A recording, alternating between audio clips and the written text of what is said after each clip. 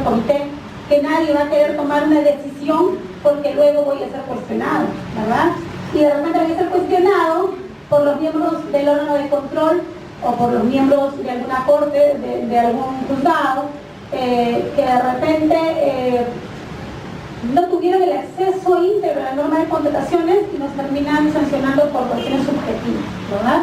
Entonces, por eso les decía, es importante que todos los operadores conozcamos un poco de la ley de contratación.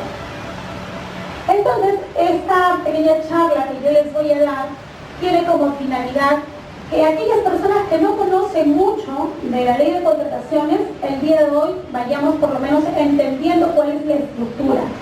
Y aquellos que ya conocen no se aburran con lo mismo de siempre, sino que vayamos también conociendo cuáles son aquellos cambios que se han producido últimamente en la ley de contratación.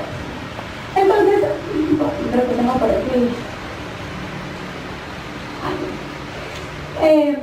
Hasta antes del año 2014 trabajábamos con el decreto legislativo 1017, que en realidad es uno de los decretos que ha marcado una historia bastante larga en el mundo de las contrataciones públicas, puesto que a partir de la derogación o de la ya no existencia del famoso Consucode y la existencia del OCE, por el contrario, los organismos supervisores por relaciones del Estado, desde el año 2009 hasta el año 2014 trabajamos con el decreto legislativo 1017 y algunas modificatorias que siempre se fueron produciendo. Como saben, pues, nuestro Estado está bastante acostumbrado al cambio normativo, ¿no? Que realmente a veces, en lugar de ser un aporte, es una piedra en el zapato, porque realmente nos hace cambiar el chip y en ese aprendizaje se cometen muchos errores, se cometen muchas demoras en la administración pública y nuestro sistema de la contratación va fallando. Pero bueno, lo cierto es que en el año 2014, el decreto legislativo 1341, pareció que las modificaciones no fueron tan buenas. Y con el 1341 en realidad lo que se hizo fue dejar de lado algunos cambios para regresar nuevamente con el decreto legislativo 1017. Cambio primordial, por ejemplo, lo que sucedió con el tema del valor referencial. Trabajamos en el decreto legislativo con valor referencial, cambiamos con la técnica 22.5 al valor estimado, regresamos con el 1341 al valor referencial, para que hoy, otra vez con la 1444, regresemos al valor estimado. Me parece un trabalengua, ¿no? Pero eso es lo que sucedió. Entonces, en el 2017, si hablamos del marco normativo, actualmente trabajamos con la ley número 30.22.5, ¿sí? Modificada por el decreto legislativo 1444. ¿Y el reglamento de la ley cuál es? Es este de acá. Ya me olvido del 350. El reglamento es el 344 del 2018. Vigentes desde el 30 de enero de este año. ¿Correcto? Listo.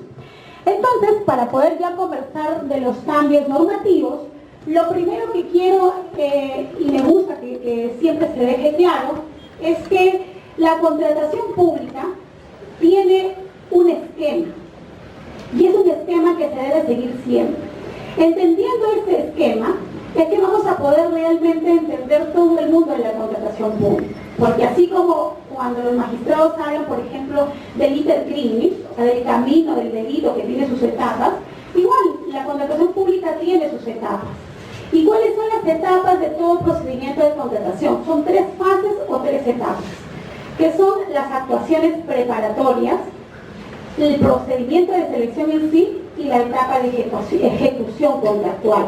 Estas 3 etapas o 3 fases se van a dar en todas las contrataciones públicas, salvo en las contrataciones directas, que son los que antes denominamos los procesos exonerados, que únicamente eliminan la etapa de selección, porque se mantiene la etapa de actuaciones preparatorias y se mantiene la etapa de ejecución contractual. Estas fases, estas actuaciones, están a cargo de distintos órganos y de distintos funcionarios al interno de la entidad. Entonces es indispensable que sepamos cuáles son las funciones y cuáles son las responsabilidades de cada uno de los funcionarios, para así poder delimitar justamente las funciones. Por ejemplo, vemos, les he preparado así ese resumen. Por ejemplo, vemos que la etapa de actuaciones preparatorias tenemos funciones o subetapas en las que participan, por ejemplo, el órgano encargado de las contrataciones. También va a participar el área usuaria. Luego ya les voy a explicar y les voy a diferenciar quién es el órgano encargado, quién es el área usuaria. Pero vemos entonces que en las actuaciones preparatorias tenemos, por ejemplo, actividades como el plan estratégico, el plan operativo, la determinación de las necesidades. ¿Quién determina la necesidad? Un área usuaria. Toda contratación nace con un requerimiento. El requerimiento lo realiza el área usuaria. El área usuaria es aquella dependencia de la entidad que necesita justamente adquirir bienes o contratar servicios para poder cumplir sus funciones. Ese es el área usuaria. También existe el área usuaria canalizadora, que es aquella área que de repente no tiene específicamente la necesidad, pero por el conocimiento que tiene, por las funciones que realiza, va a canalizar los requerimientos de otras áreas, que muchas veces, por ejemplo, es el área de administración o la gerencia, que a veces es quien canaliza los pedidos de todas las áreas, ¿sí? Ellos son entonces los que determinan las necesidades. Tenemos instrumentos también como el Plan Anual de Contrataciones, que es aquel documento, instrumento de gestión, en el cual deben estar registradas todas las contrataciones que se van a realizar a lo largo de un ejercicio presupuestal, o sea, de un año. Tenemos el expediente de contratación, que para resumir es el que debe contener todas las actuaciones, desde el requerimiento hasta la culminación o hasta el cierre de la contratación, que se produce con el pago o con la liquidación final, si es que estamos hablando en el caso de obras. Tenemos también actuaciones, por ejemplo, como la designación de un comité, la elaboración de los documentos de procedimiento de selección, que son las bases, y allí cerramos la etapa de actuaciones preparatorias. Luego nos trasladamos a otra fase, a la fase de la selección. Esa fase está a cargo de un comité de selección o también puede estar a cargo del órgano encargado de las contrataciones. Vamos a ver más adelante cuándo es que está a cargo de un comité o cuándo está a cargo del órgano encargado de las contrataciones. En el procedimiento de selección se lleva a cabo todas las etapas que me van a conducir a elegir a un proveedor. Tenemos la convocatoria, el registro de participantes, presentación de consultas, absolución de consultas, presentación de ofertas, evaluación de esas ofertas y otorgamiento de la buena pro. Finalmente también tenemos la etapa de la suscripción del contrato. Y luego, en la ejecución contractual, que vuelve a estar a cargo del órgano encargado de las contrataciones, con participación del área usuaria, tenemos pues que ya vamos a ejecutar todo aquello que se dijo en el requerimiento. ¿Con quién? Con el proveedor que lo eligió el área usuaria. Entonces, como ustedes escuchan, participan varias áreas, pero cada una tiene su delimitación. Y vamos a hacer un caminito así bastante sencillo. ¿Con quién hace una contratación? Con el requerimiento. ¿Quién hace el requerimiento? El área usuaria. El área usuaria pasa ese requerimiento al órgano encargado de las contrataciones. ¿Qué hace el órgano encargado de las contrataciones? Determinar el valor estimado, hemos vuelto al valor estimado. Determinar que existe pluralidad de marcas y proveedores en el mercado. Y luego, el órgano encargado tiene que hacer los trámites correspondientes para la certificación presupuestal. Una vez que tiene todo ello, tiene que pasar al titular de la entidad para que este titular apruebe el expediente.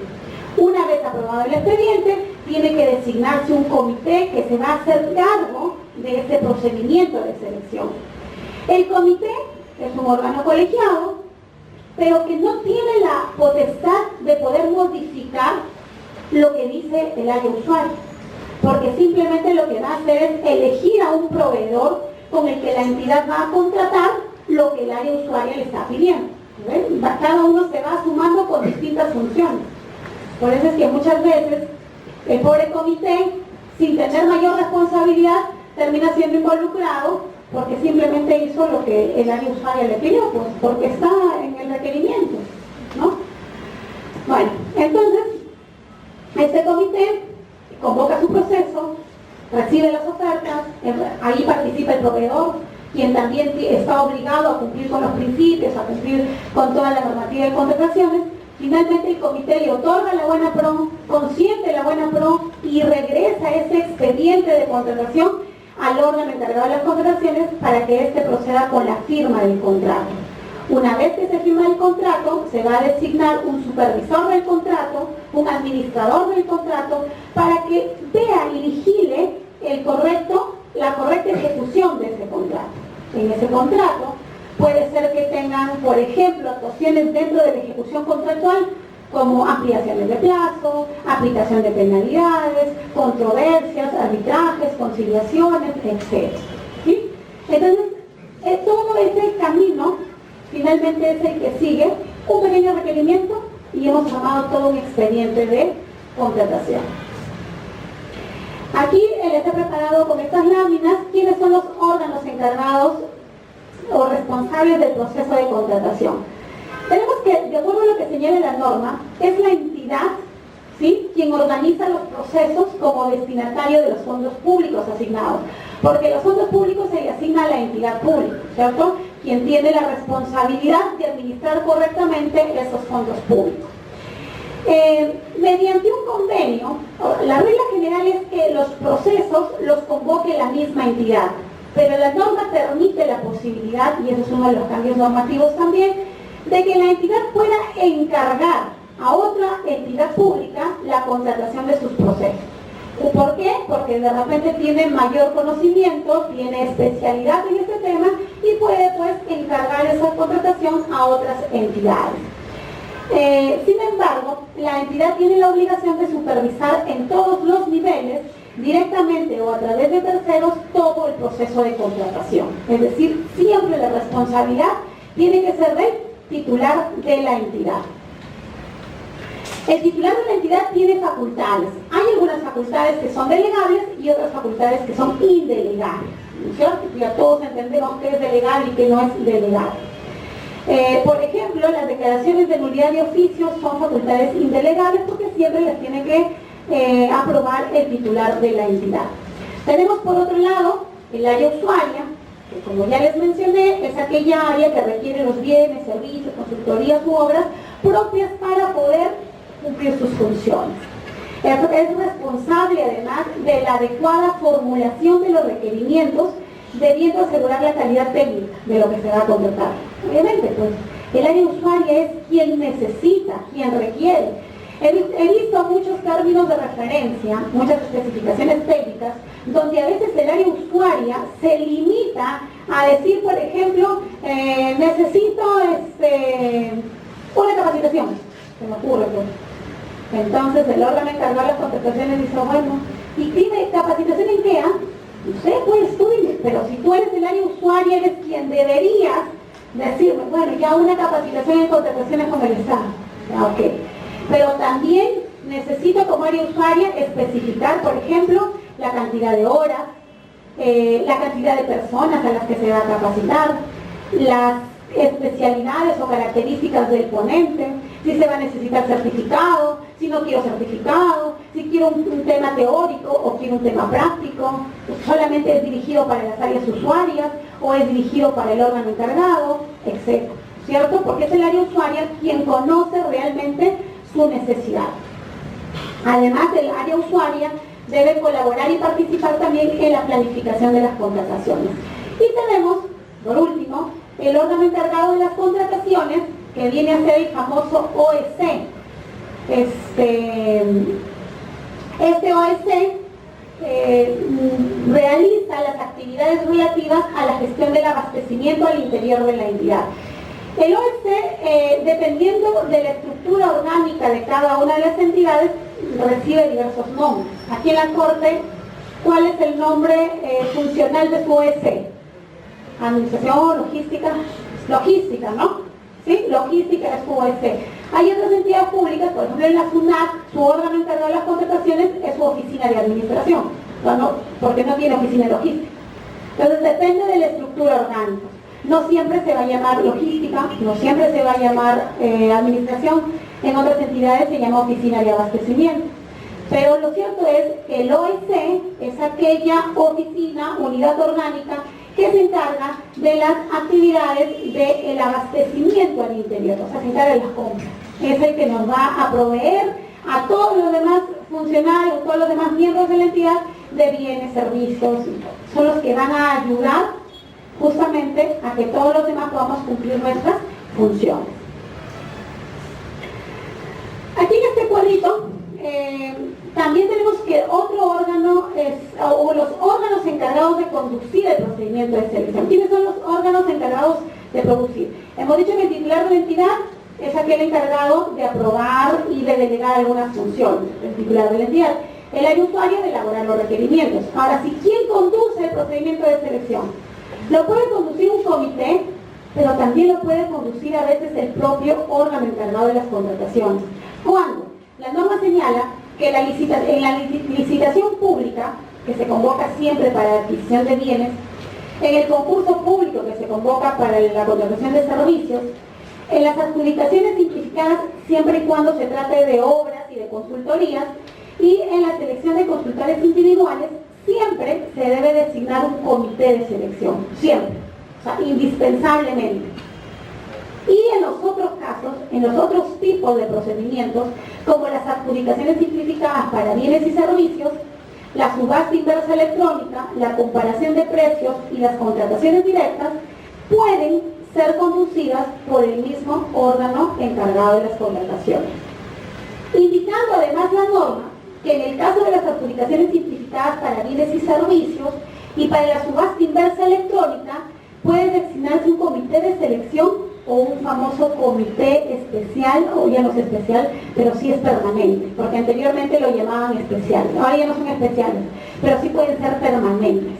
¿A qué se refiere cuando digo permanentes? Justamente para que no tengan que estar designando comités cada vez que se va a desarrollar un tipo de estos procedimientos, porque obviamente es un trámite administrativo que toma su tiempo. Hay algunas entidades que optan por, al inicio del año, designar un comité permanente que se va a encargar de todas las adjudicaciones simplificadas para la contratación de bienes. ¿Es válido? Sí, es válido. La norma lo permite. Y esta norma, la 1444, ha ratificado de que sí es posible designar comités permanentes, porque la anterior norma ni lo prohibía ni lo establecía. Entonces justamente había una duda de si es que se podía o no designar un comité permanente. Actualmente ya con la modificación entonces quedamos claro de que sí es posible la designación de comités permanentes. En cuanto a la responsabilidad,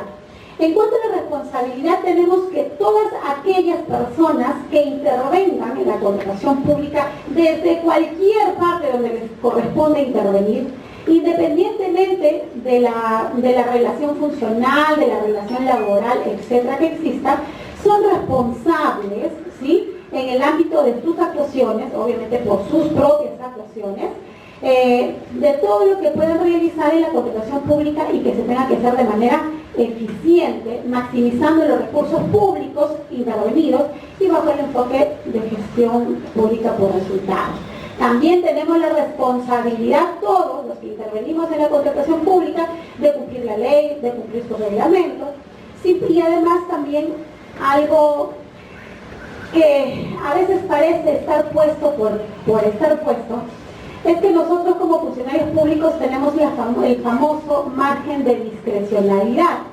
El tema es que algunos funcionarios confundimos el margen de discrecionalidad con el tema de arbitrariedad. Entonces, la discrecionalidad siempre se toma como el poder tomar la mejor decisión para la entidad pública de acuerdo a las circunstancias del momento, o sea, con un fundamento, con un razonamiento que me permita que mi entidad pública cumpla su finalidad, cumpla sus funciones. Es por ello que lo único que nos puede salvar de una posible responsabilidad es justamente cuando las actuaciones se han hecho bajo el ámbito de este margen de discrecionalidad. ¿Por qué tomaste el menor valor? Oye, lo tomé porque en ese entonces no existió otra cotización, mi entidad tenía que contratar sí o sí, porque de lo contrario yo caía en un desabastecimiento. Fue un margen discrecional. No he vulnerado la norma, tal vez he dejado de lado algún procedimiento, pero que no implica alguna responsabilidad mayor, porque justamente he tomado una decisión. Entonces, todos somos responsables, y de acuerdo a lo que les comenté al inicio, somos responsables en el ámbito administrativo. ¿Qué nos pasa en el ámbito administrativo? Nos inician los famosos procedimientos, ¿no? Los PAD, que son los disciplinarios, o los PAS, aunque ahora de repente nos vamos a liberar un poquito de tiempo por los PAS, ¿no? Pueden estar tranquilos, porque ya como todos los funcionarios interesados en el tema, sabrán que actualmente el Tribunal Constitucional ha emitido una sentencia en el que ha indicado de que en realidad la ley no le ha quitado la facultad sancionadora a la Contraloría, sino que ella ha dicho que la ley con la que aplica las sanciones es una ley inconstitucional, ¿no es cierto? Entonces solamente le ha dicho, modifica tu ley, todo lo que esté en tu reglamento, pásalo a tu ley, dale rango de ley y luego vuelve a sancionar. Entonces esa es la responsabilidad administrativa. Tenemos también la responsabilidad civil. ¿Cuál es la responsabilidad civil? Paga al Estado lo que ha perdido por tu culpa, ¿no es cierto? Tienes que reparar al Estado la pérdida. Y la responsabilidad penal, justamente por los delitos contra la administración pública, ¿no es cierto? ¿Qué tenemos? Peculado, negociación incompatible, colusión, ¿no es cierto? Ahí está ya todo. Son esas las responsabilidades a las que estamos sometidos todos los funcionarios que trabajamos en el tema de contratación pública. Entonces, habiendo dejado claro el panorama de cómo funciona la contratación pública, de cuáles son las funciones de cada una de las áreas, ingresamos rápidamente a conversar sobre algunas modificaciones producidas en este último decreto legislativo 1444. Una de las primeras modificaciones que encontramos es en lo que respecta al Plan Anual de Contrataciones. En realidad, en la quinta disposición complementaria y transitoria de este nuevo decreto, del Decreto Supremo 344, se establece que ya se creó el Sistema Nacional de Abastecimiento. Entonces dice que en tanto se implemente este sistema, las entidades públicas deberán seguir, entre otras, las siguientes funciones para armar su PAC. ¿Y qué es lo que me dice del PAC? Igual, el área usuaria es el que va a programar su requerimiento de bienes y servicios, de consultoría general y de obras, adjuntando una descripción general de lo que se va a contratar. Y aquí está el cambio. No sé si hay muchos logísticos aquí, pero podrán entender de que con la norma anterior, con la 3022.5, lo que exigía la ley para armar el Plan Anual de Contrataciones es que el área usuaria me traiga su TDR completo. ¿Qué es el TDR? El término de referencia, ¿cierto? O su requerimiento, también lo conocemos como requerimiento. El área usuaria me tenía que enviar un requerimiento completo, todas sus especificaciones, todos los términos de referencia.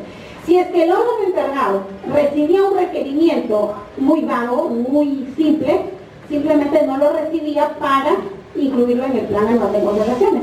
Ello hacía que el área usuaria trabaje de manera ardua para tener listos sus requerimientos y poder incluirlo en el Plan Anual de Contrataciones.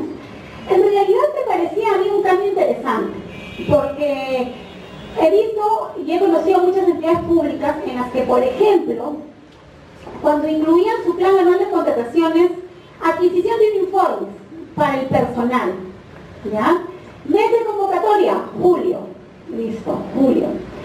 En mayo, el área usuaria se acordaba, uy, ¿verdad? Teníamos que haber pasado los requerimientos de los uniformes. Hay que pasarlos en mayo, ¿no? En mayo se lo pasaba al órgano encargado de las contrataciones. Cómprame.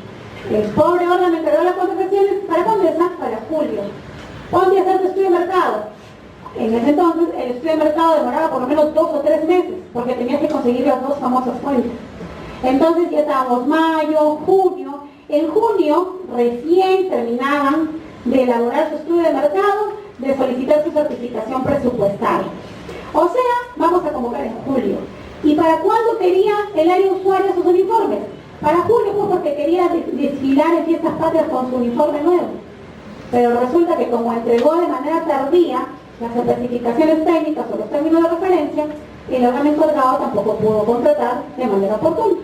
Convocado en julio, concurso público, ¿cuántos días? Mínimo 20 días, o sea, entre convocatoria y presentación de ofertas, estamos hablando mínimo de 1 o 2 meses, o sea, agosto. Desierto o apelaciones, septiembre. Firma contrato, octubre. Entrega los informes, noviembre. Ese era el de verano, ¿eh? Y en diciembre ya estaban contratando el de invierno. 2, pues, porque ya llegaron 2, ¿no es cierto? Entonces, se armaba todo este problema porque realmente el problema se inicia porque no había un requerimiento. ¿Cómo va a contratar logística si no tiene el requerimiento? Porque si logística se atreve a comprar lo que él cree que es, cuando le va a entregar a la usuaria, le va a decir, yo no te he pedido eso. ¿Y por qué me has pedido eso? No voy a darte la conformidad. Tú verás quién te da la conformidad. Entonces la entidad pública a veces se confunde y creo que en lugar de apoyarse, el área usuaria y el OEC como que son los enemigos, ¿no? Cuando en realidad debemos trabajar de manera, yo siempre le digo, ¿no? Cuando voy a contestar al OEC, enséñale al área usuaria y el área usuaria ayúdale al OEC, porque finalmente todos somos una gestión, pues, somos la misma gestión. Entonces, esto se pretendió cambiar cuando se modificó la 3022.5 y dijeron, no, área usuaria, ahora vas a tener que trabajar el doble. Si quieres que incluya tu proceso, me tienes que traer tu especificación técnica o tu requerimiento completo. Así hemos trabajado desde el 2015 que se publicó la 3022.5. Al parecer había estado dando buenos resultados. Sin embargo, ya con la 1444 dijeron no, mucha chamba para el área usuaria. Solamente envíame una descripción general. O sea, vamos a darle un pasito para atrás porque te estoy presionando mucho. ¿Ya? Entonces ese es uno de los cambios realmente que el legislador ha contemplado, porque al parecer el tema del gasto en la ejecución está siendo muy eficiente. Como que el área usuaria, como tiene mucho trabajo, no está incluyendo muchos procesos y la ejecución se está tardando. Entonces vamos a darle otra oportunidad. Vamos a ver si es que ahora sí funciona este tema de solamente dar una breve descripción. ¿Ya? En cuanto al requerimiento, tenemos también una modificación con el 1444, que de acuerdo a la 22ª disposición complementaria final, se dispone que los ministerios y sus organismos públicos, programas, proyectos adscritos, pueden difundir, y eso me parece interesante y creo que se debería expandir a todas las entidades públicas, pueden a través del SEACE publicar sus requerimientos de manera previa, con la finalidad de recibir consultas y observaciones. No estamos hablando todavía del proceso, sino que ustedes tienen su requerimiento, por ejemplo, se me ocurre pues transporte, cualquier requerimiento que ustedes puedan tener, y lo publican de manera previa a través de la plataforma del SEACE para que todos los proveedores, no solamente el que limitaste a cotizar, sino todos, te puedan dar o te pueden hacer alguna consulta, alguna observación respecto de este proceso, ¿ya? ¿Para qué? Para que puedan permitir el perfeccionamiento de estos términos de referencia. No para que los pueda dirigir a alguien, sino para que puedan perfeccionarlos con la ayuda de todos los proveedores, para que el área usuaria también, para que la entidad pública termine contratando algo mucho más eficiente.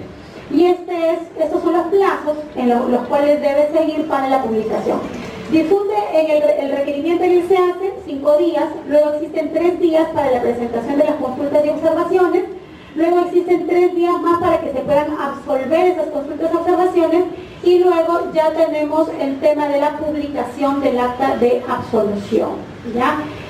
Cuando sucede esto, cuando las entidades publiquen de manera previa este requerimiento, ya no podrán hacerse, en el procedimiento de selección, cuando ya se publique, ya no podrán hacerse consultas y observaciones al requerimiento, porque ya lo saqué, pues, ¿no? Entonces ya nos ahorramos realmente el tiempo de estas consultas y observaciones. Ese es un cambio realmente bueno, interesante, que ya está en vigencia.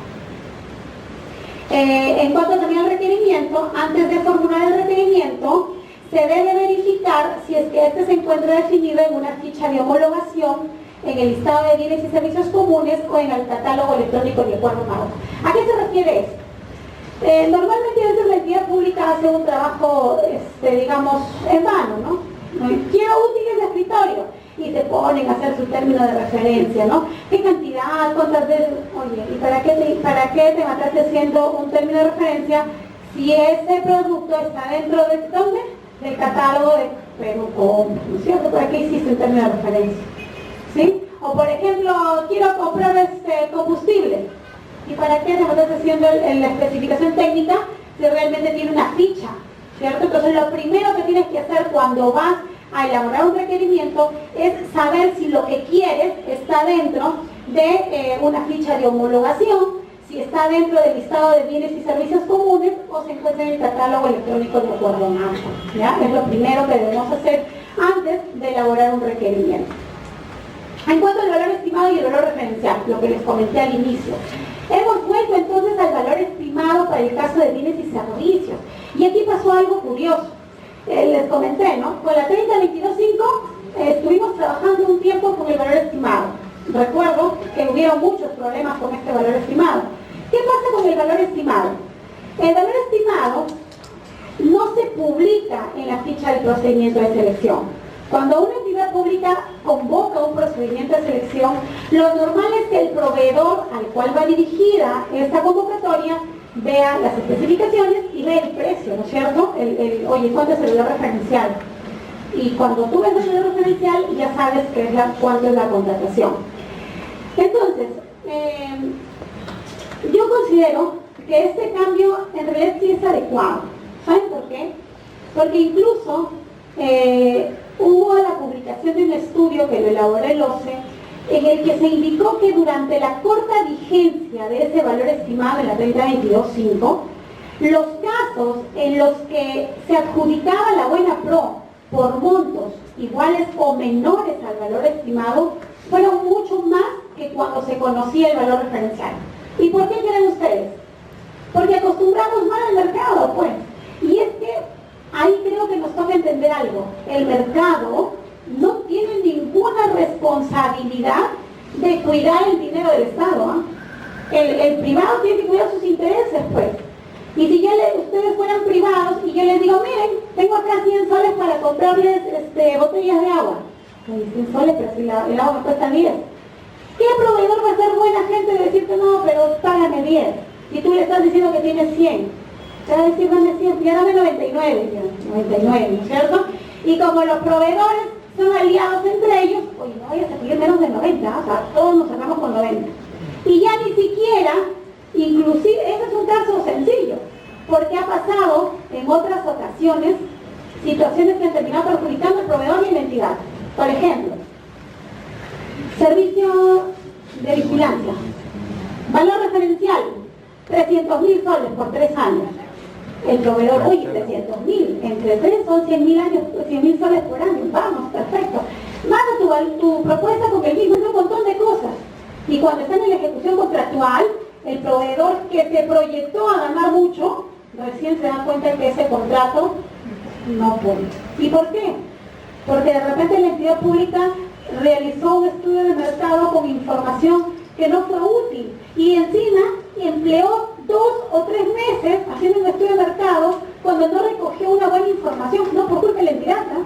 Sino porque el mercado no le da la información, porque simplemente el mercado es frenado, ¿no?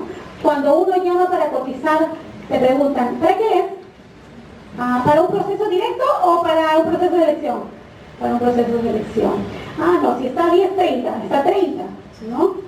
Y o si no te quieren dar, porque inclusive, gracias, porque inclusive el mercado pues no está obligado a brindarte información, ni tampoco está obligado a darte el precio más bajo. El mercado se regula por sí mismo. Entonces, hacíamos mal en darles, nosotros como entidades públicas, cuál era nuestro presupuesto. ¿Ya? Entonces les mencionaba que ese estudio, por ejemplo, decía que durante otros años, por ejemplo en 2016, 2015, normalmente los porcentajes de procesos de selección en los que la buena pro se otorgaba por montos iguales o superiores al valor eran de un 70%. Imagínense, todos se iban al 100 para arriba. En cambio, cuando funcionó el valor estimado, como nadie sabía cuánto era lo que tenía la entidad, entonces empezó a funcionar el mercado, empezó a funcionar la competencia. Por ahí hay algunos que dicen, sí, doctora, pero sabemos que no es tan real eso de que nadie conoce el valor, porque por allí se va a filtrar. Y efectivamente puede ser que se filtre. Pero ¿para cuántos se filtra la información? Para uno o dos. Pero imagínense que se filtra para estos dos, pero el proceso es público para todos. Entonces, estos dos no van a poder ganarle a toda la competencia, porque por ahí va a haber un proveedor que hizo una oferta consciente con sus precios, porque obviamente tiene que ganar, pero finalmente ya le hace la competencia a esos que tienen la información. ¿Sí? Entonces empieza a funcionar realmente el mercado de manera correcta. Además, la diferencia entre el valor estimado y el valor referencial es que para obtener ese valor, la norma ya no exige un riguroso estudio del mercado, sino solamente una indagación. O sea, nos olvidamos de las fuentes, nos olvidamos de que tengo que conseguir de todas maneras mis dos fuentes, si no luego me van a cuestionar algún tema de responsabilidad. Porque señala la norma que la obtención del valor estimado se puede hacer a través de indagaciones. Y para las indagaciones puede utilizar inclusive los precios históricos, o puede utilizar inclusive medirse precios del sector público o del sector privado. Puede utilizar cualquier valor porque es una indagación. Además, este valor, como no es conocido, no tiene vinculación alguna. Y lo creo muy conveniente, porque también es una forma de ayudar un poco, digamos, a estos órganos encargados de las contrataciones que tienen la responsabilidad de determinar ese valor. Porque también he visto, por ejemplo, en algunas ocasiones como la Contraloría, hace poco se ha visto acá un caso en Chiclayo, la Contraloría estableció responsabilidad administrativa en el órgano encargado de las contrataciones porque había sobrevalorado el valor referencial. ¿Cómo puede sobrevalorar el valor referencial? Por último, vamos a imaginar que efectivamente se equivocó, pero ese valor referencial lo elabora en base a la información que te da el mercado, ¿sí? Entonces ellos dijeron no, pero las cotizaciones que le han dado estaban sobrevaloradas. Entonces, ¿cómo estableces tú que estuvieron sobrevaloradas? Dice el informe pericial de la Contraloría. Porque yo me fui a cotizar ese mismo producto, que se trataban de camionetas, y acá me han dado 20.000 soles menos. Miren, entonces, ¿qué pasó? El OEC ha sobrevalorado la contratación. Ese era su razonamiento, ¿no?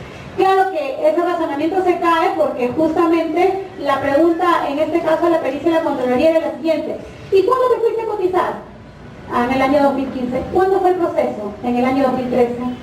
Bueno, pues si te está yendo a cotizar 2 años después, si te está yendo a cotizar por productos de hace 2 años, es evidente que el precio va a ser más barato, pues, ¿no? Porque te estás cotizando camionetas de hace 2 años. ¿Le dijiste que eras de la Contraloría? No, me fui como persona natural.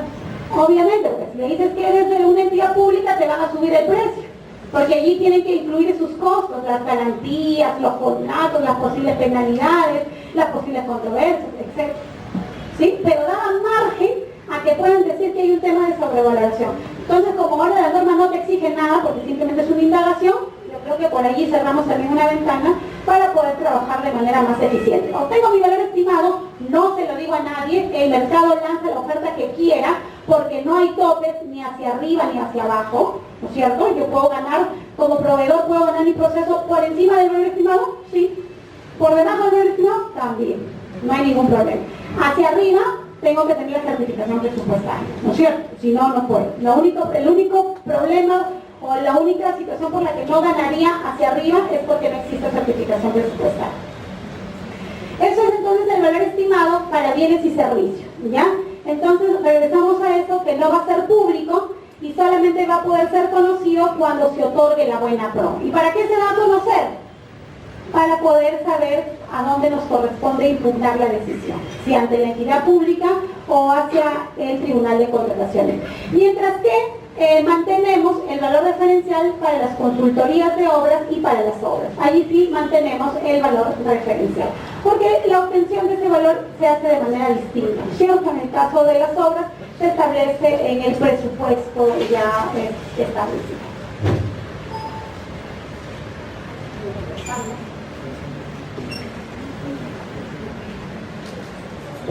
Esto es lo que hemos estado conversando, en resumen, que en el caso de bienes y servicios, entonces solamente se va a realizar la indagación de mercado, ¿sí? Ahí está, acá está, ¿no? El OEC puede recurrir a información existente, incluida las contrataciones que hubiera realizado el sector público o el sector privado. Es lo único que me establece ahora la norma, ya no me habla de fuentes ni nada, ¿sí?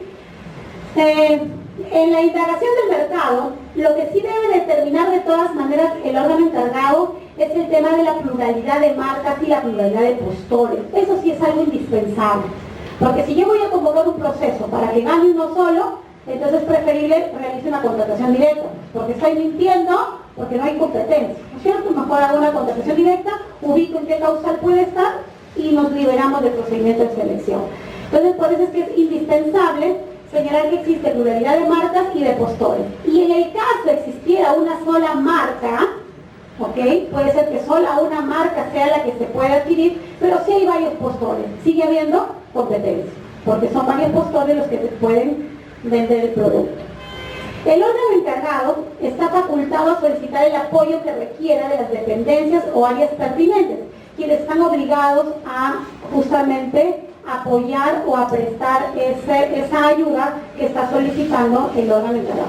Le están dando un poquito de fuerza al OIC, ¿no es cierto? Porque a veces creemos mal que el OIC solamente debe cumplir lo que yo le pido, no un ratito, pero aquí están empoderando al órgano encargado de tal forma que él pueda pedir ayuda a cualquier dependencia. Oye, ayúdame tú que me has dado el requerimiento, consígueme alguna cotización, tú que me has dado el requerimiento, apóyame de repente realizando algún otro tema respecto de este requerimiento. En el caso, acá tenemos también de la ejecución de obras, estamos indicando que el valor referencial en el caso de consultorías u obras puede ser público o privado, o reservado, perdón, ¿ya? En cuanto al expediente de contratación, lo mencionamos también, que el expediente de contratación es aquella documentación que contiene toda la vida del procedimiento, desde el requerimiento hasta la culminación, ¿no es cierto? Entonces, cuando un procedimiento de selección es declarado desierto, ¿cuándo es declarado desierto un procedimiento? Cuando no hay postores, o cuando habiendo postores sus propuestas han sido descalificadas, no admitidas, etc., no queda ninguna propuesta válida. La siguiente convocatoria que se realice requiere contar con una nueva aprobación del expediente, pero solamente cuando el informe que tenga que realizar el órgano encargado o el que llevó el procedimiento de selección indique que las razones que motivaron la declaratoria del desierto se entendía de que el requerimiento deba ser ajustado, ¿sí? Por ejemplo, cuando queda desierto un proceso, es obligación del órgano encargado hacer un informe y decir ¿por qué crees que quedó desierto? Y no significa que el órgano encargado en ese informe tenga que pensar o soñar o imaginar por qué quedó desierto, ¿no es cierto? Ese informe se hace otra vez con información del mercado. Tengo que preguntarle a los proveedores, pues, ¿por qué no participaste? ¿O por qué no presentaste tu oferta? O también tengo que ver cuáles fueron los errores de las ofertas. Y si es que en ese informe se establece que el requerimiento, por ejemplo, ha contenido características o requerimientos que no podían ser cumplidos por todos, en ese caso se tiene que modificar el requerimiento y por lo tanto se va a necesitar nueva aprobación de ese expediente. En cuanto a los requisitos de calificación, tenemos que, ¿quién determina los requisitos de calificación? Lo determina el área usuario. ¿Cuándo? ¿En qué oportunidad? Cuando elabora el requerimiento, ¿sí? En el mismo requerimiento deben ir los requisitos de calificación. Los requisitos de calificación, y les quiero precisar lo siguiente, no pueden ser confundidos con el factor de evaluación, es diferente. El factor de evaluación tiene puntaje. ¿Quién determina el factor de evaluación? El comité. El requisito de calificación no tiene puntaje. ¿Quién lo determina? El área usuario. Ahí está la diferencia, ¿ven? Entonces, estos requisitos de calificación son tres, señala la norma. La capacidad legal, la capacidad técnica y la experiencia del postor. En cuanto a la capacidad legal, tenemos que encontramos a la habilitación para llevar a cabo la actividad económica en materia de la contratación. Anteriormente encontrábamos aquí también aquella documentación que servía para acreditar, por ejemplo, el representante, teníamos las vigencias de poder, etc. Ha sido eliminada de esta categoría, de estos requisitos, justamente esos documentos. Solamente nos quedamos con la habilitación, cuando corresponde. porque no en todos los procedimientos de selección corresponde un requisito de habilitación, ¿sí? Solamente... ¿Cómo se acredita la habilitación? La habilitación se acredita con aquel documento que te acredita que estás habilitado para llevar a cabo esa actividad. Vuelvo a repetir, no en todos los casos. Por ejemplo, servicios de mensajería. ¿Todas las empresas pueden realizar el servicio de mensajería? No, ¿verdad? ¿Quiénes? Solamente aquellas que tengan esa autorización del Ministerio de Transportes para poder realizar ese servicio. Ese permiso, esa autorización es el requisito de habilitación. ¿Sí? ¿Con qué se acredita? Con la copia de ese documento. No se puede acreditar con una declaración jurada. Tengo que acreditarlo con la copia del documento que me habilita a realizar esa actividad. Pero para un suministro de bienes, digamos, variado, por ejemplo, el tema que tomó, vehículos.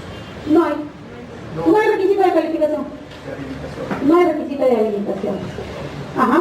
Por ejemplo, en unas bases hace poco se veía que habían consignado como requisito de habilitación que tengan una carta del representante, una cosa así, ¿no?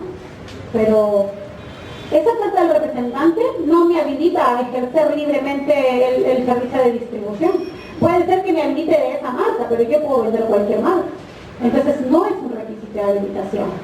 No es una limitante, es un requisito que me habilita a ejercer esa actividad. Y por lo tanto, cuando yo hablo de habilitación, hablamos solamente de autorización de una entidad pública para realizar. Por ejemplo, el servicio de transporte de residuos sólidos. ¿Todos pueden hacer el transporte de residuos sólidos? No, solamente aquellos que tengan ese permiso. La habilitación es ese permiso. El servicio de fumigación o de limpieza, ¿todos pueden hacer? No, solamente aquellos que tengan el permiso para realizar esa actividad. Ese es el requisito de habilitación, no en todos los procesos, ¿ya? Solamente en aquellos que les digan. Entonces, la calificación y la evaluación se hacen en dos actos diferentes. Por supuesto. Que la calificación la realiza el área usuario. A ver,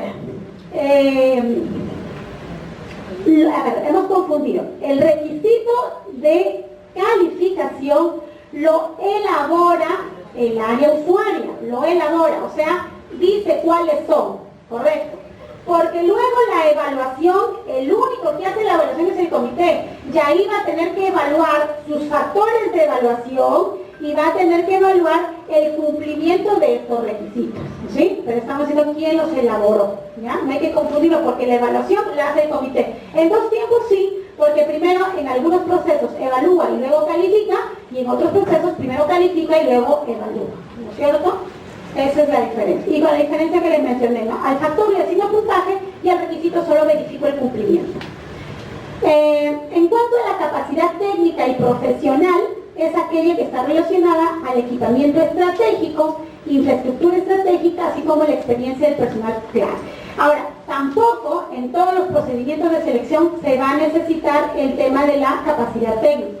Por ejemplo, en la contratación de bienes, ¿necesitaré infraestructura? No puedo, porque de repente voy a comprar camionetas, ¿para qué voy a pedir equipamiento estratégico? Entonces, cuando anteriormente los requisitos de calificación salieron de manera abierta, las entidades públicas buscaban limitantes a la contratación utilizando esos requisitos de calificación. Ahora ya no podemos hacer eso. El OCE ha publicado también recientemente una cartilla muy didáctica que los invito a revisarlo en la plataforma del OCE, que nos establece claramente cuáles son los requisitos de calificación y cuáles son los que pueden utilizar en bienes, en servicios, en consultorías y obras, de forma tal que la entidad no tenga el criterio de usarlo o no usarlo, sino ya está allí, ¿ya? Para poder saber cuál se utiliza. En cuanto a la experiencia del postor, también tenemos que ser agregado que la experiencia además en la actividad tendrá que agregarse la experiencia en la especialidad, ¿cierto? Y en el caso de las obras, también se ha establecido actualmente como un requisito de calificación la famosa solvencia económica, es decir, aquellas empresas que realmente puedan ser solventes para poder ejecutar una obra, ¿no es cierto? Porque a veces se le da obras a empresas que están súper endeudadas, pues, y que realmente buscan hacer negocio con el dinero del Estado, sobre todo con los adelantos, ¿no? Por eso es que ahora se han establecido varias formas en el caso de obras de cómo cuidar este tema. Indispensablemente están solicitando como un requisito de calificación que se acredite que la empresa que va a participar en un proceso de obras tenga solvencia económica, es decir, sea una empresa que tiene dinero, capaz de poder subsistir a cualquier inconveniente con la entidad. Tengo dinero, pues, ¿no? Es más, creo que si tengo dinero ni siquiera debería pedir adelanto, ¿no? Ok. En el caso de las obras y las consultorías de obras, la capacidad técnica y profesional es verificada por el órgano encargado de contrataciones para la ejecución del contrato. En cuanto a la capacidad técnica y profesional, hemos dicho que es la experiencia que acredita el personal propuesto, ¿no es cierto? Por ejemplo, en el caso de obras y de consultoría, la experiencia del personal técnico es, por ejemplo, del supervisor, del residente, del especialista en suelo, del electricista, etc. Lo que pasaba con la 3022.5 es que toda esa documentación tenía que ser acreditada en el procedimiento de selección. Por eso es que teníamos a veces documentación bastante numerosa que tenía que ser evaluada por el comité. Ahora, este tema se ha modificado y se ha establecido de que ya no es necesario presentar esa información al momento de la oferta, sino solamente cuando ya gane la buena pro y se tenga que suscribir el contrato. Y en realidad hay quienes dicen, no, pero es que eso es como que es muy fácil para el contratista, etcétera, ¿no? Pero viéndolo desde el otro lado de la moneda, en realidad lo considero oportuno porque se han visto muchos casos en los que proveedores se ven inmersos en procedimientos administrativos sancionadores por información inexacta, por falsificación de firmas, porque de repente el mismo residente le dio sus papeles a los 5 postores. El que gana siempre es el residente, ¿no? Porque puede ser que gane la empresa A, la empresa B o la empresa C, pero finalmente el residente se ha comprometido con todos. Entonces cuando dice, oye, pero ¿se puede comprometer con todos? Sí, pues porque finalmente no va a firmar con todos, porque solo uno va a ganar, ¿no es cierto? Ese uno es el residente. Entonces, a veces sucedían problemas porque ese falso, esa carta también es falsa, y la entidad pública tenía que estar verificando si es que efectivamente era falso o no era falso, etc.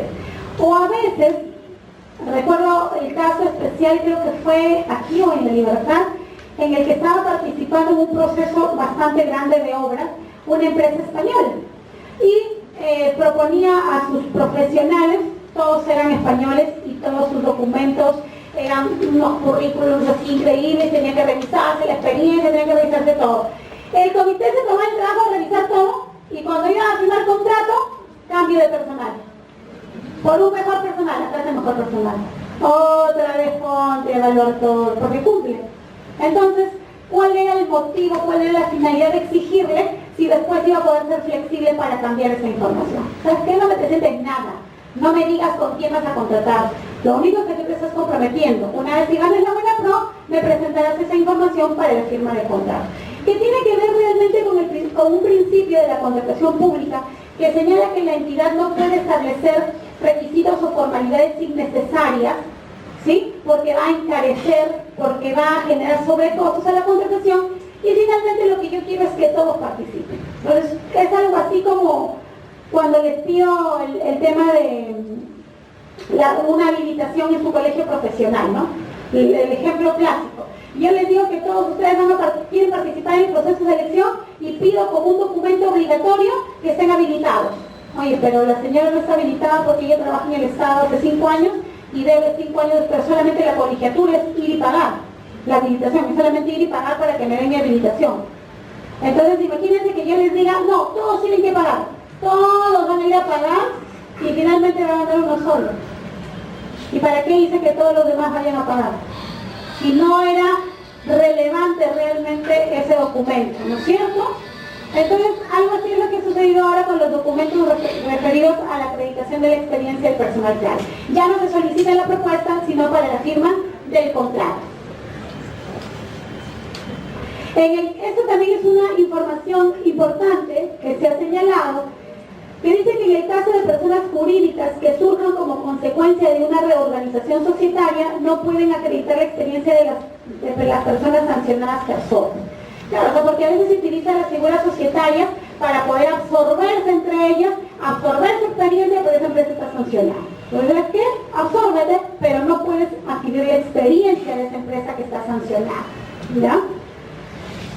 Este dato también es importante respecto a los consorcios, que es que el área usuaria puede establecer un número máximo de consorciados en función a la naturaleza de la prestación, un porcentaje mínimo de participación de cada consorciado y además que el integrante del consorcio que acredite mayor experiencia cumpla con un determinado porcentaje de participación. Esta es una figura que se ha arreglado, ya estaba en el 3022.5, pero ahora se ha complementado y se hace con la finalidad de que el área usuaria establezca parámetros para los consorcios, porque realmente es como que así siempre dicen, no, echa la ley y echa la trampa, ¿no? Entonces, como se tiene la posibilidad de que funcionen los consorcios, pero la idea del consorcio es que sumen fuerzas, que todos los del consorcio trabajen y que todos estén destinados a cumplir la finalidad de la contratación. Pero para ser sinceros, ¿cuál es la práctica del consorcio?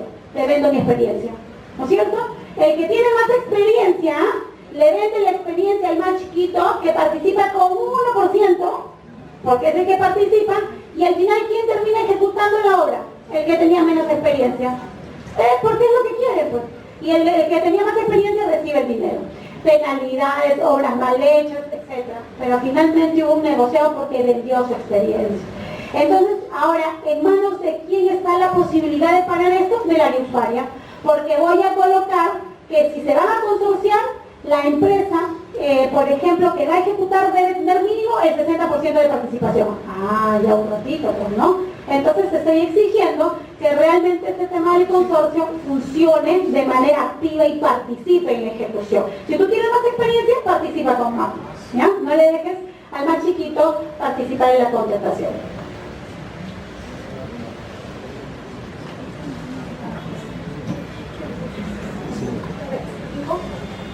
Ya, entonces me he sido en cuanto a la acreditación de la representación de quien suscribe la oferta. A ver, en cuanto a la acreditación de la representación, debe presentarse una declaración jurada declarando que, y eso es un dato importante, ¿ya? Su información registrada en el RNP se encuentra actualizada. Esto de acá es lo que si hay proveedores aquí, presten mucha atención. Esta declaración jurada que hacen el día de hoy es la que el día de mañana los puede hacer que estén inmersos en procedimientos sancionadores por falsa declaración o declaraciones con información inexacta.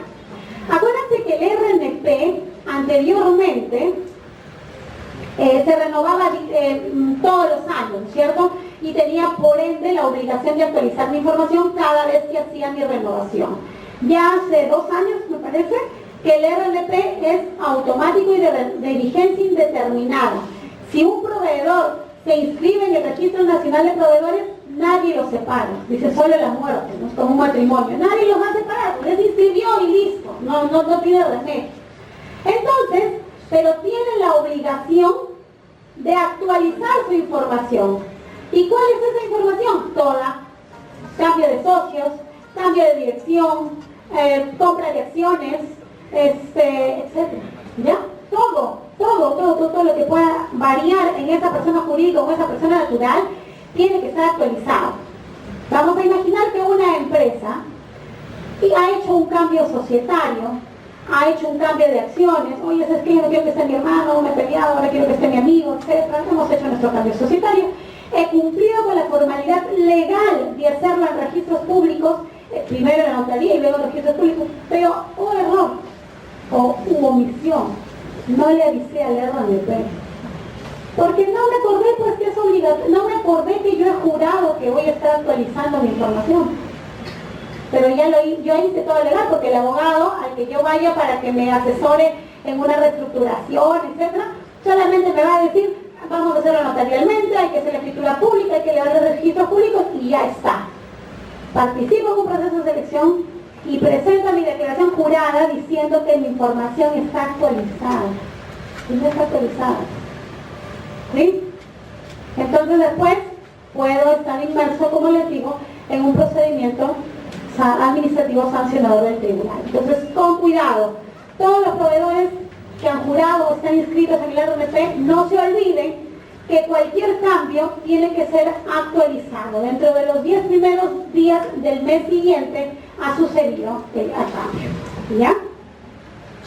También debo presentar una declaración jurada en el que señalo que participo en la contratación en forma independiente, sin mediar consulta, comunicación, acuerdo, arreglo o convenio con ningún proveedor, y que además conozco las disposiciones del decreto legislativo 1034, que es el que aprueba la represión a las conductas anticompetitivas. O sea, que estoy jurando que no he hecho nada, ni me he consorciado de manera maliciosa con el otro proveedor para decir, oye, no te presentes, déjame yo nada más presentar. O ¿con cuánto vas? Acá cerramos, una para ti, la otra para mí. ¿Cierto? Bajo esa, así lo hacen, ¿no? Sí, así se sortean. Entonces, también se tiene que presentar esa declaración jurada. La carta de compromiso del personal clave con firma legalizada, ¿sí? Solamente para el caso de las consultorías en general. Para el caso de las obras y las consultorías se eliminó eso. ¿Por qué? Porque acuérdense que ya no es necesario presentarlo al momento de la presentación de la oferta, sino solamente para la firma del contrato. En cuanto al tema del monto de la oferta y los detalles de los precios unitarios, tarifas, porcentajes, etc., así como el monto de la oferta de la presentación accesoria cuando corresponda. Y tratamos de compras corporativas, el postor debe formular su oferta considerando el monto por cada entidad participante. ¿A qué se refiere esto? Hay algunas entidades públicas que pueden hacer compras corporativas. Por ejemplo, Poder Judicial, Ministerio Público, y se me ocurre pues alguna otra entidad, UGEL. Necesitan hacer la compra de un producto igual. Todos van a comprar lo mismo. La norma contempla una figura en la cual los tres se pueden unir y encargar a una sola entidad para que realice la compra corporativa, para todos, porque nos van a tener mayores beneficios. En lugar de estar haciendo 3 procesos de selección, voy a hacer uno solo, pero el proveedor sí puede, en este caso, hacer las ofertas para los tres. La oferta económica dice que debe considerar el monto para cada entidad participante, de forma tal que mi oferta yo sepa cuál es para la entidad A, cuál es para la entidad B y cuál es para la entidad C, a efectos de poder distribuir el presupuesto. En cuanto a los procedimientos de selección,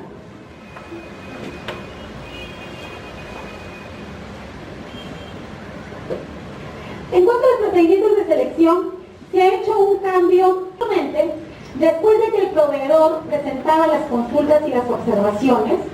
¿Qué son las consultas? Aquellas dudas que el proveedor tiene sobre las bases. ¿Y qué son las observaciones? Aquellas transgresiones a la norma que el proveedor advierte, ¿no es cierto? Ambas se presentan de manera simultánea. ¿Y qué es lo que pasaba con la norma anterior? El comité tenía la obligación de absolver esas consultas y observaciones y publicarlas a través del famoso pliego de absolución de consultas y observaciones.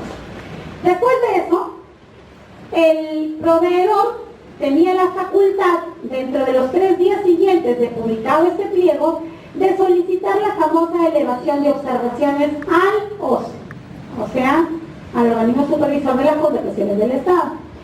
Este organismo supervisor, dentro de un plazo prudencial de 7 días, tenía la obligación de emitir un pronunciamiento. En ese pronunciamiento tenía que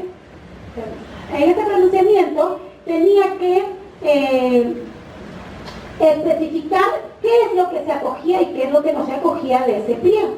Y le remitía a la entidad pública para que la entidad pública publique sus bases integradas. Y esas bases integradas tenían que recoger lo que el pronunciamiento había señalado. Publicaba sus bases integradas y los proveedores tenían su plazo para presentar sus ofertas. Pero ¿qué pasaba? Algunas entidades muy de repente despistadas o muy vivas no cumplían con aplicar el pronunciamiento. O sea, se hacían los que leían, pero copiaban la mitad. ¿Qué originaba ello? que el proveedor tenga nuevamente que acudir al OCE a través de las denuncias correspondientes por mala integración de bases, por no acogimiento del pronunciamiento, y eso implicaba perder por lo menos unos 2 o 3 meses en cuanto a todo este procedimiento. Después de ello, el OCE terminaba declarando nulo el procedimiento de selección, retrotraía hasta la etapa de integración de bases y le jalaba las orejas a la entidad y decía: entidad, lee bien mi pronunciamiento, integra correctamente tus bases. 3 meses, 4 meses en ese camino. Entonces, el legislador dijo: un ratito, vamos a buscarle una solución armónica que esperemos ver resultados. Vamos a tener, no digo vamos porque yo no soy parte del OCE, el OCE va a tener doble función o más trabajo, porque lo que va a pasar es lo siguiente: igual el proveedor va a presentar sus consultas y observaciones, la entidad va a tener que publicar el pliego de consultas y observaciones, pero paralelamente a ese pliego de consultas y observaciones tiene que publicar sus bases integradas. Y en esas bases integradas ya debe colocar las modificaciones que ha realizado producto de las consultas y observaciones.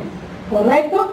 ¿Y qué pasa, dice la norma, si es que en mis bases integradas dice una cosa y en mi pliego dice otra cosa? Porque puede pasar, ¿no? A veces en el pliego dicen sí te acepto, y en las bases no cambian nada.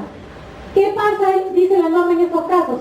Se va a preferir siempre lo que diga el pliego, así no lo haya colocado en las bases. Entonces, ya tenemos las bases integradas. El proveedor va a seguir teniendo la oportunidad de solicitar la elevación, pero ya no solo de las consultas y las observaciones, sino también de las bases integradas que publicó ya la entidad pública. Todo eso va a ir al OCE, para efectos de que el OCE emite el pronunciamiento, y además del pronunciamiento, el OCE haga la chamba de la entidad y proceda con integrar las bases de manera definitiva. Entonces, lo que él dice en su pronunciamiento lo va a tener que incluir en las bases integradas definitivas.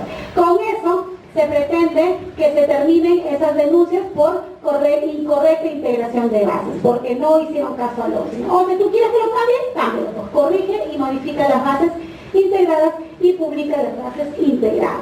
¿Ya? Ahí tenemos entonces el nuevo camino: convocatoria, registro, formulación de consultas y observaciones, y tenemos aquí la resolución de consultas, observaciones e integración de bases. La presentación de ofertas y todo lo demás sigue igual. ¿Ya? Eso es entonces el cambio normativo. Aquí está lo que les he mencionado: cuando existan divergencias, se va a preferir lo que dice el pliego. ¿Ya? Ahora dicen también que en caso el pliego de observación e integración de bases incurre en algún supuesto de nulidad, corresponde al titular de la entidad declarar la nulidad, ¿verdad? La nulidad del proceso.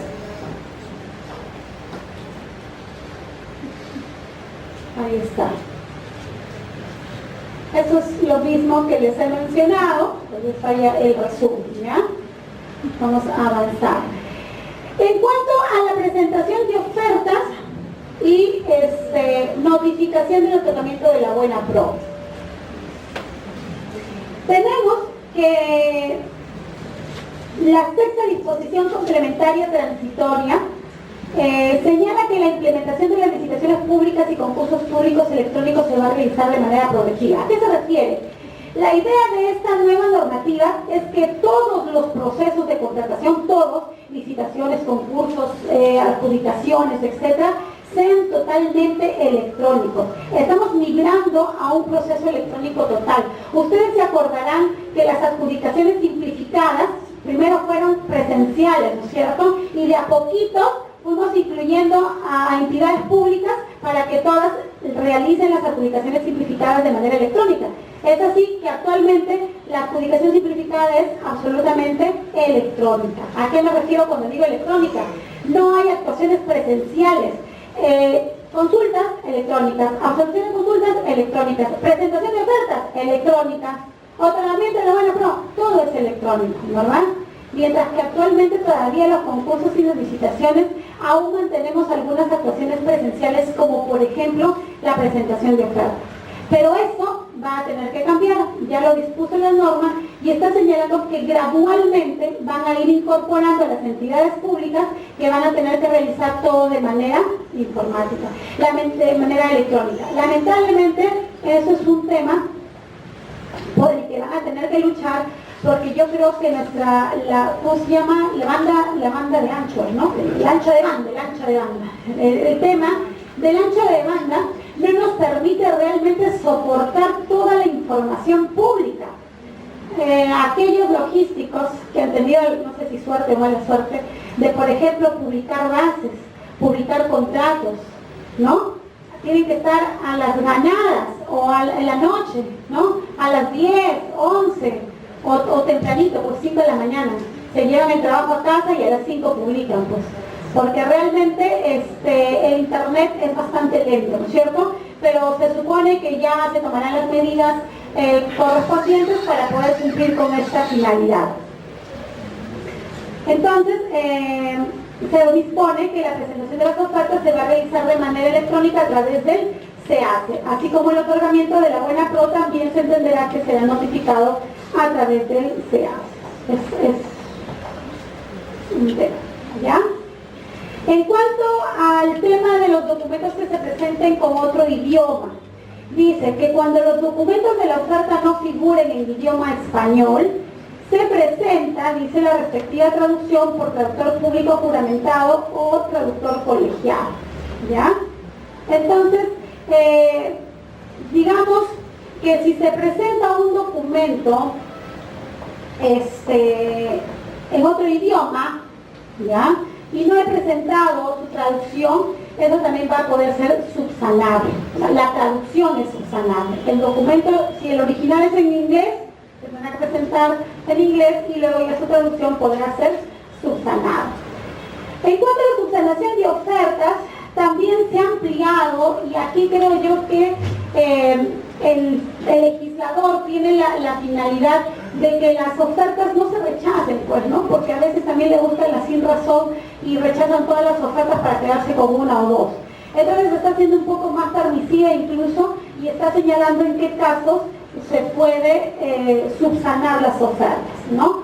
Por ejemplo, señala que la omisión de determinada información en formatos y declaraciones juradas distintas al plazo parcial o total ofertado y el precio de oferta económica pueden ser subsanados, ¿ya? Entonces, cuando me dice cualquier otro error, realmente me deja un gran margen de discrecionalidad. También dice que puede ser subsanado la nomenclatura del procedimiento de selección y la falta de firma o foliatura. La nomenclatura, pues, realmente el legislador aquí ha tenido que dejarlo sentado para evitar muchas veces que el comité de selección saque ofertas, porque por ejemplo le puse concurso público número 05 del Ministerio Público, cuando en realidad era concurso público número 3 del Poder Judicial. Y realmente el comité a veces dice, no está bien, eso está mal, descalificada, no admitida, ¿no? Entonces, realmente era algo absurdo, ¿no? Porque en realidad, ¿qué es lo que hace el postor? ¿Qué es lo que hace la entidad? ¿No chantan todos sus documentos? Y se equivocan, pues, ¿no? Igual el proveedor. A veces tenía una oferta que acababa de presentar en otro proceso y sobre eso trabajaba, pero porque puso la nomenclatura distinta, no, se entiende que está participando en el Ministerio Público, entonces el Poder Judicial no admitía. A proceso de apelación, demórate en el proceso de contratación. Entonces ya ahora se ha dejado establecido, no lo fastidies, porque si se equivoca en la nomenclatura, déjalo pasar tranquilo. También la legalización notarial de alguna firma, cuando el contenido del documento con la firma legalizada que se presente coincide con el documento sin legalización que obra en la oferta. Esto sí es un poco raro, ¿no? Porque se supone que el notario me va a legalizar no con fecha anterior, ¿no? Me va a legalizar con fecha actual, ¿no? Pero bueno, el legislador está diciendo que es posible legalizar alguna firma notarial, notarial de alguna firma. Pero dice, siempre y cuando el contenido de lo que me vas a tener legalizado sea exactamente igual al que me presentaste cuando estaba sin legalizar. O sea, lo único que te faltó fue legalizar. Porque de repente fuiste a ver al notario y no estuvo, hiciste tarde, etcétera, pero luego lo vas a regularizar. La traducción, de acuerdo a lo previsto en el artículo 59, en tanto sigue presentado el documento objeto de traducción. Lo que les mencionaba, ¿no? Si es un documento en otro idioma y se presenta el documento original, pero no la traducción puede ser subsanada. Pero ¿qué pasa si presenta la traducción y no el documento? ¿Eso será subsanable? No, eso sí no puede ser subsanado. ¿Qué más? Aquellos datos referidos a las fechas de emisiones o denominaciones de las constancias o certificados emitidas por las entidades públicas. Porque a veces la misma entidad pública se equivoca al emitir documentos y por lo tanto puede ser subsanado. Y este de acá, el F, a mí sí me parece un poco raro y creo que amerita realmente alguna opinión o pronunciamiento por parte del máximo intérprete de la ley de contrataciones, en este caso el organismo supervisor, porque dice que puede ser subsanado los referidos a las divergencias en la información contenida en uno o en varios documentos, siempre que las circunstancias en materia de acreditación existieran al momento de presentación de la oferta. O sea, quiere decir que de repente en un documento yo te propuse el producto A y en otro documento te propongo el producto B. Eso es una divergencia, ¿no? O sea, eso va a poder ser subsanado. Si yo leo este artículo, este párrafo, entiendo que sí, ¿no? Pero realmente, por eso les comentaba, yo creo que este párrafo en especial merece una aclaración oportuna que probablemente en estos días tenga que salirse, porque esto me deja muchas expectativas, muchos temas subjetivos. También se pueden subsanar los errores u omisiones contenidos en los documentos emitidos por la entidad pública o un privado en ejercicio de función pública. Y la no presentación de documentos emitidos por entidad pública o un privado también ejerciendo función pública. Me pidieron mi brevete y no lo he presentado, pero mi brevete lo tengo allí, ¿no? Eso también puede ser subsanado. Entonces, como se dan cuenta, en realidad pues lo que ha querido el legislador es que se permita la mayor subsanación de documentos posibles. No nos piden a nosotros como entidad pública ser los verdugos, decir, no, ninguna pasa. Porque ¿cuál es la finalidad de la entidad pública? ¿Descalificar ofertas o contratar con un proveedor? Quiero contratar, pues, porque si mi proceso se queda desierto, es más trabajo para mí como entidad pública. Voy a tener que volver a hacer más y más gasto también, más trabajo personal. Voy a tener que gastar otra vez para el coffee break del comité. El comité otra vez va a tener que dejar de trabajar en sus funciones propias de sus cargos y va a tener que venir a realizar su trabajo de comité. ¿Cierto? Entonces, justamente de lo que se trata es de que sean más permisivos. Lo que sí se ha establecido es que la falta de firma en la oferta económica no es subsanable, ¿ya? La oferta económica sí no. La presentación de subsanación se realiza a través del SEACE y bueno, esa disposición también todavía va a ser, digamos, programada con un tiempo, ¿no? O sea, se va a implementar, porque ahorita no se puede subsanar a través del SEACE, no funciona todavía esa modalidad. Tenemos en cuanto a la declaración de desierto, se establece que el informe que justifique y evalúe las causas que no permitieron la conclusión sea registrada en el SEACE. Eso también es importante, porque ese informe, el que les mencioné que se realiza después de que un proceso se queda desierto, ese informe no podía ser publicado porque no había forma. Ahora la plataforma está habilitando un apartado especial para que ese informe en el que se detallan los motivos por el cual el proceso quedó desierto, sea publicado en el SEACE. Ah, está bien, ¿no? Porque a veces, algunas entidades decían, he preguntado al proveedor tal y me ha dicho que es por esto. Es mentira, porque nunca le he preguntado al proveedor. Entonces, como ahora va a ser público, la entidad pública también va a realizar un mejor informe para poder determinar las causas que declararon desierto ese proceso. Y eso también, lo de la subasta inversa electrónica, es importante porque va a permitir eficiencia en la contratación. ¿Cómo es la subasta inversa electrónica? La subasta inversa electrónica, ¿alguna vez ustedes han visto cómo se realiza una subasta? ¿Sí? En películas, en la vida real, ¿no es cierto? ¿Quién da más? Voy a vender este aparatito y está 100. ¿Quién da más? 101, 105, esa es la subasta, ¿no es cierto? Pero cuando hablo de subasta inversa, es al revés, ¿quién da menos? O sea, yo quiero comprar, quiero comprar combustible. Estoy poniendo mi precio base que es 20 soles el galón. ¿Quién me da menos? 18. ¿Alguien más? 17. ¿Alguien más? Esa es la subasta inversa. Así funciona. Entonces, la subasta inversa necesita obligatoriamente que como mínimo exista 2 proveedores. ¿Por qué? Porque si no nadie va a mejorar el precio del otro. Pero si hay uno solo, imposible. Entonces a veces no se presentan proveedores para la subasta inversa, porque no les interesa el proceso. No, al Estado yo no le quiero vender porque el Estado se demora, menos al Poder Judicial. Mentira, al Poder Judicial sí le quieren vender. Porque luego no nos pagan, nos mandan los vales, se espera 15 días, se espera 20, porque encima después nos mandan al mismo Poder Judicial, ¿no? Para poder sancionarnos. Entonces, la norma ha señalado que la subasta inversa electrónica es declarada desierta por segunda vez, ¿sí? La siguiente convocatoria se realiza bajo el nuevo procedimiento, salvo que la entidad, como resultado del análisis efectuado en el informe de declaración de desierto, determine su convocatoria a través de la adjudicación simplificada. O sea, que realmente la entidad diga, oye, ya pues, estoy convocando 2 veces, no se inscriben, solamente tengo uno, o sea, no quieren participar a través de la subasta inversa porque necesariamente van a hacer puja de precios, van a tener que bajar, no quieren. Ok, convócalo con un proceso normal. ¿Cuál es la diferencia? Que en la subasta inversa necesariamente necesitaba 2, en el otro basta con que uno se presente dando el proceso, ¿ya? Entonces eso va a permitir un poco más de trámite en la contratación. En cuanto al rechazo de ofertas, la norma señala que se puede rechazar las ofertas en el caso de bienes, servicios y consultorías en general. ¿En qué casos?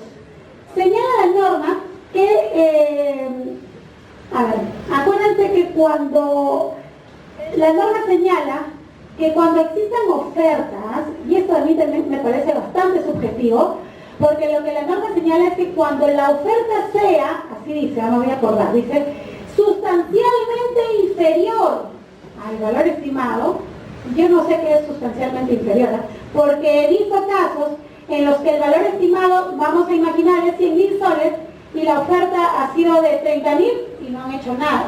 Y por otro lado, he visto casos en los que la oferta ha sido 100.000 soles o el valor estimado ha sido 100.000 soles y la oferta ha sido 98.000. Ah, no, acá es sustancialmente inferior. Porque es algo subjetivo, pues. Ya, entonces la norma dice que cuando la oferta sea sustancialmente inferior al valor estimado, el comité debe pedir al proveedor que presente su estructura de costos, es decir, el detalle de estos precios para poder saber si es que de repente es una oferta temeraria. ¿Qué es una oferta temeraria? Una oferta que no ha consignado todos los posibles costos. Por ejemplo, no me ha consignado el transporte. Yo digo, ¿y cómo me puede entregar los bienes si no está consignado dentro de sus costos el transporte? A mí me hace presumir que no va a cumplir. Ok, bajo ese supuesto puede rechazar una oferta.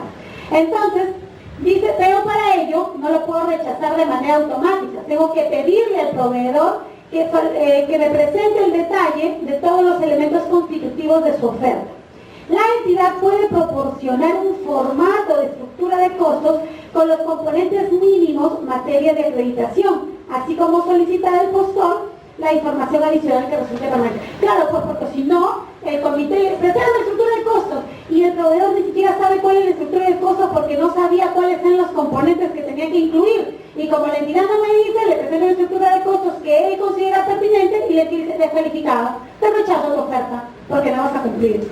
Entonces, lo que me señala la norma es que tú como entidad le establezcas una estructura y le digas, quiero que me digas cuánto vas a gastar en transporte, cuánto vas a gastar en personal, cuánto vas a gastar en seguros, de tal forma que yo pueda ver que tú estás incluyendo dentro de tus costos todos estos elementos y que tu oferta no es temeraria, sino que estás haciendo una oferta adecuada al mercado.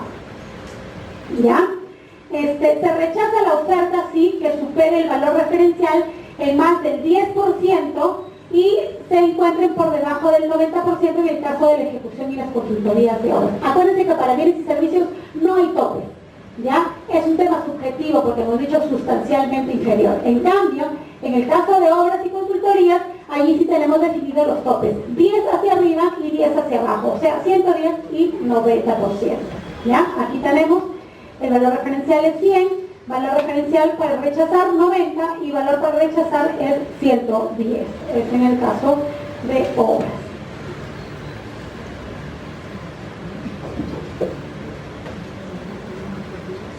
Bueno, en el caso de contrataciones directas, y para explicarles muy rápido lo que es una contratación directa, les dije al iniciar esta charla de que toda contratación pública tenía ¿cuántas etapas? 6. Perfecto, todos han sacado 20, no vamos a calificar. Actuaciones preparatorias, proceso de selección y ejecución contractual. En el caso de las contrataciones directas, la norma me dice algo. ¿Sabes qué, entidad pública? Yo te autorizo a que tú contrates directamente con alguien. Por lo tanto, ya no hagas... ¿Cuál es la etapa en la que se escoge el proveedor? Cuando elaboro el requerimiento. No. Así ¿no es cierto? No. Nosotros elegimos al proveedor en el procedimiento de selección. Vamos a hablar de lo utópico. En el procedimiento de selección se escoge el proveedor, ¿no es cierto? Pero en el caso de la contratación directa, ya no existe procedimiento de selección, porque allí sí debo seleccionar al proveedor de manera anticipada. Hago mis requerimientos, hago todas mis actuaciones preparatorias, ya no hago procedimiento de selección y de frente me paso a la suscripción del contrato. Es eso, ¿cierto?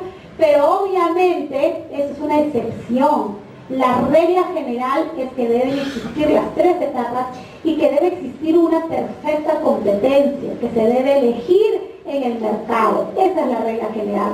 Solamente cuando sucedan ciertas circunstancias, como por ejemplo una situación de emergencia, un desabastecimiento inminente, alquiler de inmuebles, proveedor único de bienes y servicios que no admiten sustitutos, etc. Solamente bajo esas circunstancias se